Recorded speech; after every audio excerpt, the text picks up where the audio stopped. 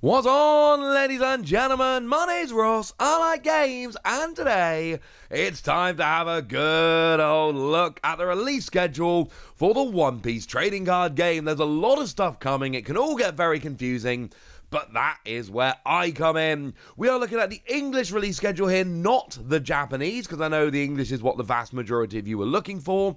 And we're not going to go over every set of sleeves or playmat here. We are sticking to the stuff that's given us new cards. Sound like a plan? Good. And we kick off in a couple of weeks with the release of OP5 Awakening of the New Era. And I've said this before, and I've had this on record, and I will happily say it again as many times as you need. This is going to be the best set so far. Yes, I know Romance Dawn is awesome. Happy to admit that. And it's the first set and everybody loves it. There's so much to love about Romance Dawn. But this is going to be the best set yet. There are a million things about this set which are frankly amazing. I can tell you about the fact that there are 3 manga rares, which is honestly a pretty big deal, including the Luffy, incidentally, which is the biggest and bestest manga rare so far. I can tell you about the Oda drawn Luffy, which is extremely cool, but actually not as cool as the Oda signed Luffy, which is kind of ridiculous. Incidentally, over in Japan right now, if you have a look at the prices, as I've told you, it is actually the manga Luffy, which is the most valuable, but make no mistake about it, they're both absolutely ridiculous. The secret rares in the set, we've got Luffy, which yes, is the same as Gear 5 manga Luffy. It's all the same card, just different versions thereof. And incidentally, it is a very, very good card. I mean, you have to pay for it with Dom -10 and getting rid of all of your characters, etc. But you do get an extra turn, and the character lets you put an extra Don out every turn. It's kind of ridiculous. It is a very cool card. And then, of course, you've got the Kaido, which is, again, an extremely cool card. The Kaido, just if your opponent's got 3 or fewer life, it draws 4, as well as being a 10 cost, 12,000 power. It's awesome. And then, of course, we've got the leaders. Now, Sakazuki is proving to be the best leader over in Japan right now. It is absolutely cleaning up. Lets you trash a card, draw a card every turn. And then when attacking, you give one of your opponent's characters -1 cost for the turn. It's great. But Luffy, which allows you to take your life, giving you extra cards, and get extra Dom, although they don't take too much life, obviously. That is proving to be a very good deck right now. And Nell, with its recovering life every turn if you go down to 0, is a very good leader. Bello Betty is my personal favourite, boosting up your Revolutionary Army characters. Sabo is pretty nice, allowing you to keep your big boys on the field. And then you've got Don Quixote Rocinante, which is a leader with blocker, which is cool. But everybody kind of agrees that's the worst one. It's going to be a phenomenal set. It's the first case I'm actually getting a set of, and I think I've chosen very wisely. And of course, we do know these special cards from OP5 as well. There are half a dozen of them. They are reprints, and they feature a very distinctive style that frankly I quite like. On the same day, of course, we will also be getting a double set for OP05. We already saw this for OP04. We know the deal. You get yourself 2 packs and one of 2 brand new, never before seen Don cards for $10. It's a really good deal. We're getting these for the next few sets, and I, for one, am delighted. Now, on February the 2nd, we're going to be getting the UTA Starter Deck. Although I should warn you, from now on, the deal is this. All the dates I'm giving you from now on, the month is definitely correct and has been announced. We are not 100% sure on the actual day. It is very likely to be correct because it comes from distributors and they're usually correct. But remember the rule, these dates are very likely and usually turn out correct, but they're not actually confirmed until we get the date on the website. Now, what we've got here is an UTA Leader, which is a very, very good card, which is actually doing surprisingly well over in Japan. It is, it's just a card that's absolutely crushing, frankly. It's topping all over the place. It's not on the level of Sakazuki, don't get me wrong, but basically once per turn when attacking Don X1, look at the top card of your deck. If it's a film card, put it into your hand. Well, it's going to be, if you make a green film deck, So you're drawing a card every turn. That's really good. There is also a super rare UTA in the deck as well, which is a blocker, which is nice. And then you have to trash a card from your hand. But then you can activate one of your film characters, so, you know, not too bad. And then we got 3 new event cards as well. And that's it for Starter Deck 11. Leader, super rare, 3 event cards. That is all the new cards you've got. And some of them, remember, are going to come as 2-ofs, which is a bit annoying. What I will say is, if you look at the cards that are reprinted in the deck, it's the good green film cards, or at least some of them. So sure, you don't get Nami, and that's a bit sad. But you do get the 7-cost blocker Luffy that lets you play a 4-cost. And the 4-cost Brook that lets you play a 3-cost. And the 3-cost Usopp, which is pretty good. And the Tony Chopper, which everybody plays in these green decks at the moment. And out of the box, if you're playing sealed format, this is a really good deck. As it is, it's a bit upsetting that you're only getting kind of 5 new cards. But they are good cards and a good leader. And the reprints are pretty good, so yeah, there's a bunch of reprints, but it's still a pretty cool product. Now, moving forward to the 15th of March, we get Starter Deck 12, Zoro and Sanji. Now, this is the last one for which we've got proper information. By which I mean the last one that's actually out and we can say everything about. After this, unfortunately, we're scrabbling in the dark a little bit, but let's worry about that in a moment. Starter Deck 12 gives us a dual leader, which is Zoro and Sanji, dual color blue and green. And the only other thing about it being a dual card is that it is both strike and slash trait, which is honestly kind of cool. And this is a decent leader. Don X1, when attacking once per turn, you return a 2-cost or higher character to your hand, but then you get to activate a 7,000 power or lower character, which honestly seems pretty gosh darn good to me. We do have a couple of designated super rares in the deck. I say designated because you get 1 in every deck, or 2 in every deck even, but they do still have the foiling, etc. of a super rare. And what we've got here is Dracul Mihawk, who everybody loves. Mihawk is awesome. And Emporio Ivankov. One of the really cool things I love about this deck is the fact that every single character in the deck has a connection to Zoro or Sanji. So if you've read the manga or watched the anime, you know why Charlotte Pudding's in here. You know why Perona makes an appearance, etc., etc. You know who this person is and how she relates to Zoro. I adore this. I think it's wonderful.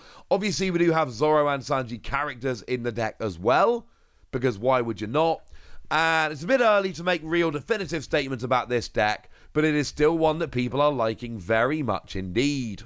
And then also on the same day, on the 15th of March, to be confirmed, we've got OP6 Wings of the Captain. Now, to be fair, most of this has been shown off in Japan so far.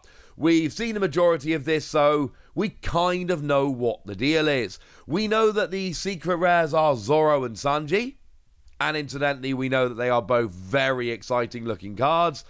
Zoro's actually got 2 different skills that lets it restand, which seems kind of broken. And then Sanji lets you play a 9-cost or lower character for free if it's on the top of your deck. And if you've been paying attention, you'll know that the vast majority of characters, not all, but the vast majority of characters are 9-cost or less. There's only a few 10-cost.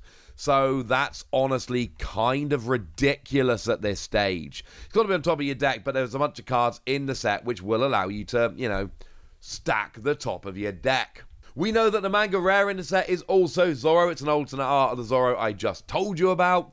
And we know who all 6 of the leaders are. I'm a big fan of the Yamato that's got double attack and can give 2 rested Don to one of your characters. That seems pretty gosh darn good. But we got the Vinsmoke Reiju, lets you draw a card when Don is returned to your deck, which seems pretty gosh darn good. We have another UTA leader, just in case the one I showed you a minute ago wasn't good enough for some reason, which lets you trash a film character from your hand, and then one of your opponent's characters get minus 2,000 for this turn. Then you get to add a Don out rested, which seems pretty good. There is a Hody Jones that lets you rest your opponent's character or Don, and then life cannot be added to your hand this turn. But then again, you got a bunch of fishmen that now want to add life to your hand, and you'll stop them doing so. There's a Perona that I really like, that once per turn you can either rest your opponent's character of a cost of 4 or less, or give one of your opponent's characters -1 cost for the turn. That's what I'm really excited about that's going to be coming here. And then we've also got Gecko Moria, if you're into Thriller Bark, which has got a rather nice skill that basically just lets you play characters from your trash for free, which is obviously a very, very good thing. And that's a decent set of leaders. Not to mention there is a Perona Super Rare, which I am a huge fan of as well. It's shaping up to be a very, very cool set. We know that the special rares show characters in their everyday life, like Buggy sitting on a giant pile of treasure, which is apparently Buggy in his everyday life. I don't know, that's what they told us. It's shaping up to be a very, very cool set. And actually, to be fair, they've revealed the whole set list here. It's a set we know basically everything about at this point. It's looking good. And then we get to the part of the video where we know significantly less. So on the 3rd of May, we're getting EB01, the Memorial Collection. This is a set that hasn't actually even been revealed over in Japan yet. This is a set that we only actually have any information about by virtue of English distributors, or English language distributors. But we know there's going to be a lineup of popular characters in various themes. We know that it is going to incorporate many cards that shore up previous themes like Dressrosa, Baroque Works, and Impel Down. We know it is a 61 card set, plus 1 secret, rather than the bigger sets which are over 120, and we know that it is not a regular OP set. So it's being released outside of the regular release schedule and means that there are going to be essentially more sets available.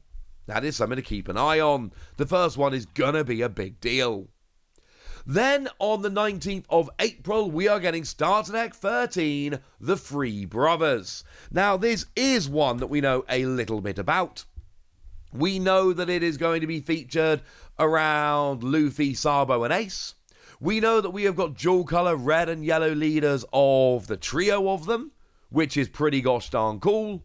And we know that it is a premium deck, very much in the vein of Starter Deck 10. It's going to again be very expensive, about 3 times the price of a regular Starter Deck. It has again got the same kind of packaging. It's got a deck box in there as well. It's got 3 leaders. It is very much the successor to Starter Deck 10. And everything we're being told about Starter Deck 13 is that it is going to be a very, very exciting deck. So we have got information from the website over in Japan, because this has been officially revealed, and we are told that it's going to have some replacement cards, they're the leaders, and there's going to be a bonus pack where, and this is what we know from distributors, you basically get 3 random cards from the deck, presumably not including the leaders, in an alternate art foiled version, which is kind of ridiculous. Now, it says only the English version has a bonus pack, but there is a bonus pack shown on the Japanese website, so I don't know. But there is a bonus pack coming, and it sounds like it's going to be awesome. This is going to fit in with OP6, and I call Starter Deck 10 the best starter deck when it came out, and I meant it. This is going to be better. From everything we can see at the moment, this is going to be better. And then on June the 28th, we got OP07, which the distributors haven't actually listed with a name initially, but we now know apparently is being called 500 Years in the Future, which is quite nice. Remember, although I haven't shown you because we don't have pictures, both OP06 and OP07 will have double packs. I told you that at the beginning, they all do now. I showed you OP05 so we have a picture. OP06 and 7 we don't, so I haven't. Simple as that. But OP07, we've got a small amount of information. We know that it's getting Monkey the Dragon as a leader card. We know that it is going to be featuring Bonnie and Boa Hancock. And that's about it, honestly. But as we get more information, I will let you know. There is a lot coming that is worth getting excited about. We got quite a nice list coming, as you can see on the screen here. And frankly, I am getting a little bit excited. But I want to know what you think. So let me know in the comment section, would you? Go nuts! Be nice! And then make sure you like this video, subscribe to this channel, follow me on Twitter at TheWasi, That's where we talk about One Piece and a bunch of other card games. And please do consider checking out patreon.com/PTCG Radio, where you can support the channel, get some bonus podcasts and all kinds of fun things. But by far the most important thing as always, look after yourselves till next time, would ya?